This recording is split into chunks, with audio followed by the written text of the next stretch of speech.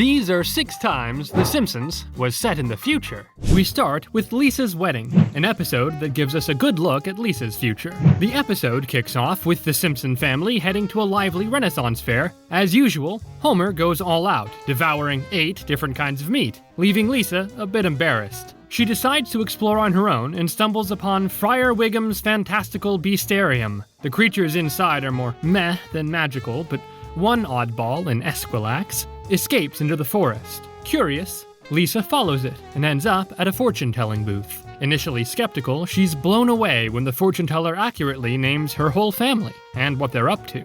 Intrigued, Lisa sits down to hear about her first true love. The story then jumps forward to the year 2010, which was 15 years in the future at the time. A 23-year-old Lisa is now attending a university, where she clashes with a charming but annoying British student named Hugh Parkfield over a book in the library. What starts as bickering quickly turns into a love story, and before long, they're inseparable. Hugh invites Lisa to England to meet his parents, and she's impressed by the elegant Parkfield manor and their manners. When Hugh pops the question, Lisa says yes without hesitation. The next day, Lisa calls home to share the big news with Marge, who promises to keep Homer from ruining the wedding, if that's even possible. We get a glimpse of the future Simpson family. Marge is still a housewife. Bart is a twice-divorced demolition expert considering law school. Maggie is a 16-year-old chatterbox, although we don't actually see her speak this episode. And you guessed it, Homer is still working at the Springfield nuclear power plant, with Milhouse as his supervisor. Speaking of Milhouse, when he hears about Lisa's engagement, he's crushed, remembering the time she told him she'd never marry. Ouch. Lisa and Hugh head to Springfield, where Lisa's anxiety about her family embarrassing her is quickly validated. Bart and Homer accidentally set a British flag on fire, and then, in their attempt to put it out, make things even worse by stomping on it and covering it with compost. At dinner, Lisa mentions she's off to a wedding dress fitting, while Homer drags Hugh to Moe's Tavern for a little bonding. Homer gives Hugh a pair of tacky, pig-themed cufflinks that have been passed down through the Simpson men. Hugh reluctantly agrees to wear them at the wedding. Later, Lisa apologizes profusely for her family's antics, and though Hugh brushes it off, it's clear he's losing sleep over it. Lisa manages to gather all the traditional wedding items: her old white pearl necklace, her new wedding dress, Hugh's mother's antique brooch as something borrowed, and a lock of Marge's blue hair as something blue. On the big day, Homer meets Hugh's parents, and, to everyone's relief, behaves himself. But later, Lisa discovers Hugh didn't wear the cufflinks. When she confronts him, Hugh agrees to wear them, but then drops a bombshell. After the wedding, he wants them to move to England and never see her family again, except maybe Marge, when they have kids. Furious, Lisa realizes she can't marry someone who doesn't accept her family, flaws and all, and calls off the wedding. Back in the present, the fortune teller reveals that Hugh returned to England and Lisa never saw him again, no matter what she did. The fortune teller, with a bit of dark humor, says she specializes in predicting relationships that end badly. Lisa, now a bit wiser, leaves the booth and finds Homer, who is eager to brag about his day at the fair. As they walk home together, Lisa listens intently, appreciating the moment with her dad. Next up is the episode Bart to the Future, which gives more insight into both Lisa and Bart's future. Lisa is quite successful, and Bart, well, not so much. This episode begins with the Simpsons deciding to hit up a park for a fun day out, but when they get there, it's a total nightmare. Mosquitoes have taken over, turning their outing into a disaster, so they bail and head back home. On the way, they stumble upon an Indian casino and decide to stop by for some fun. Bart tries to sneak in, but he gets busted by the casino manager. Instead of just kicking him out, the manager decides to teach Bart a lesson by showing him a vision of his future 30 years down the line. Fast forward to 2030, and Bart is now 40 and in a rough spot. He dropped out of Devry University and is floating through life without a steady job. He's crashing with Ralph Wiggum, and together they've got a band called the Tequila Mockingbirds. Unfortunately, the band is going nowhere, and Ralph, who's tired of Bart freeloading, covers the rent and bills. Tension builds as they watch Nelson Muntz, who now owns a nightclub and has turned Smell Ya Later into the official way to say goodbye. After Bart blows a gig by ripping off a Jimmy Buffett song, Ralph snaps and tells Bart to get his act together. But instead of hustling for a job, Bart decides to mooch off his sister Lisa, who's now president of the United States. Of course. Lisa Simpson is making history as the first straight female president. though it looks like she's single since there's no mention of a first gentleman. Milhouse is in her cabinet and still head over heels for her, while Kearney, now a Secret Service agent, has her back as her bodyguard. The country's in shambles, though, thanks to a previous administration's well-meaning but disastrous decision to invest heavily in the nation's kids. All that government-funded breakfast and midnight basketball turned the youth into sleep-deprived, super-strong criminals, leading to a massive crime wave. On top of that, America's flat broke. They've even sold off iconic landmarks. To fix things, Lisa's team decides to push through a huge tax hike. With nowhere else to go after getting evicted, Bart shows up at the White House, intending to freeload in style. He makes a mess of things, flying Ralph in on Marine One and even hitting Lisa with a frisbee during a speech. When Lisa tries to announce the tax hike, Bart crashes the broadcast to plug his band, accidentally forcing Lisa to spill the truth about the tax increase on live TV, which tanks her approval rating. Fed up, Lisa sends Bart on a mission to Camp David with his friends, promising it's important. But after a visit from the ghost of Billy Carter, Bart realizes Lisa just wanted him out of the way. Finally, it hits him. He's been nothing but a burden to his family, and he decides to turn his life around. Back in the real world, America's in deep debt, so Lisa meets with foreign creditors to negotiate. Things go south fast until Bart swoops in, using his talent for dodging debt collectors to save the day. As a reward, Lisa promises to legalize it, whatever it is. When the vision ends, it's clear Bart didn't learn much. He's just stoked that he'll have his own band in the future and brushes off Lisa's presidency as some government job. The next future-centric episode gives us a look at more Simpsons characters, including Homer and Marge, who have, sadly, split up. When future drama begins, Bart and Lisa are bickering as only siblings can. The squabble turns into a full-on tussle and they end up tumbling into Professor Frink's basement. Frink greets them with a knowing smile, saying his new astrology machine predicted their visit. He then shows them a film that offers a sneak peek of their lives 8 years down the line, right before they finish high school. Flash forward to 2013. Bart and Lisa are graduating. Lisa's graduating 2 years ahead of schedule and has a one-way ticket to Yale. She agrees to go to prom with the swole, tear-prone Milhouse, but only because he once saved her from a fire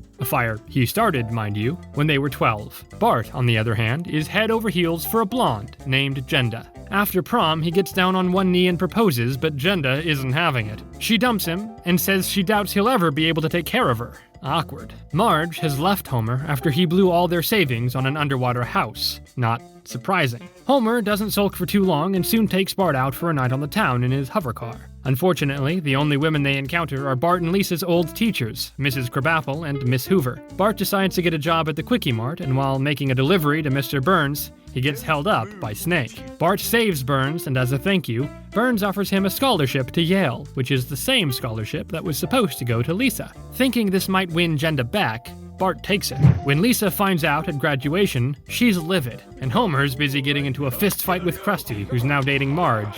Who saw that coming? Jenda does take Bart back because he is now headed to Yale, but Lisa feels defeated and decides to settle for Milhouse, and heads off to Hot Dog on a Stick management camp. While walking with Jenda, Bart stumbles upon Frink's house, and uses the astrology machine to peek into Lisa and Milhouse post-2050 future. What he sees is grim. His sister is in a loveless marriage with Milhouse selling his bone marrow just to keep the lights on. Bart realizes he can't let this happen and rushes to save Lisa from that fate. He gives her the scholarship.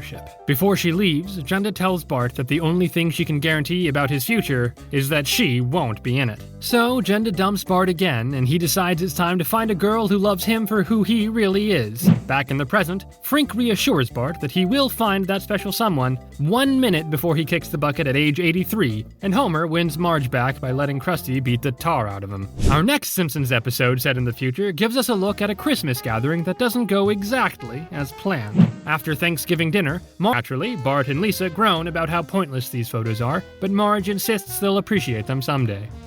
Warning that her umbilical cord doubles as a vocal cord. When the Medbot asks about the baby's father, Maggie's bandmates dodge the question. They bond over their shared parenting struggles, and Bart admits that he's always looked up to Lisa, and even wished he'd turned out more like her. This brings them closer, and Lisa leaves to make amends with Marge. I don't think we'll ever see the day that Maggie speaks. The annual family photo is taken, and the credits roll, leaving us with a glimpse into the weird, wonderful future of The Simpsons. The next episode is something of a sequel to the one we just talked about, and this one contains a few major Simpsons shocks. At the episode's start, Marge wakes up one morning to find the living room littered with empty pizza boxes. She hears Homer groaning from the kitchen. She walks in to find him sprawled out on the kitchen table, wearing nothing but his underwear. Marge tells Homer that he really needs to start taking his health seriously. Seemingly moved by her words, Homer marches upstairs and is determined to turn his life around, only to immediately have a heart attack and tumble back down the stairs. He's so out of shape that it's no surprise when the next scene jumps to his funeral. The whole town gathers to mourn the loss of Homer, but then Jonathan Frank Jr. bursts in with the big news that he's cloned him. He admits he was originally planning to start with a sheep, but figured Homer was a simpler subject. Trying to keep her cool, Marge warns Homer to take his second chance seriously. Unsurprisingly, there's then a montage of Homer clones dying one ridiculous death after another. As the years go by, the Simpson family gathers for yet another Homer clone's funeral. This time, Frank announces that Homer has used up all his clones through sheer stupidity. The family is shocked, but Frank has a backup plan. He stored Homer's memories on a flash drive, which he promptly plugs into a TV screen in the church. Now, Homer is just a face on a screen. Back at the house, Marge is fed up with Homer's antics and asks Milhouse how he's doing. Milhouse laments that he and Lisa have nothing to talk about and things aren't good. Lisa reminds him that she's been busy with charity work. Homer's head freezes on the screen and Marge is finally at her wit's end and ejects the flash drive and hands it over to Bart, telling him Homer's his problem now. Bart takes Homer to an abandoned classroom at Springfield Elementary. Feeling down, Bart teleports his kids to his ex-wife's house. After seeing his ex with her new alien husband, Bart realizes he needs advice more than ever. But of course, the monitor freezes again, leaving Homer useless. Bart clearly misses his kids. Lisa is feeding synthetic vegan brain food to zombies at a soup kitchen when Milhouse shows up, worried that she wasn't answering her phone. His concern annoys Lisa, and when a zombie overhears Milhouse's rambling and bites him, things take a turn for the worse. Later, Bart sees a billboard advertising shock therapy to forget exes. After the procedure, he starts dating women one after another, and Homer's head finally stops freezing up.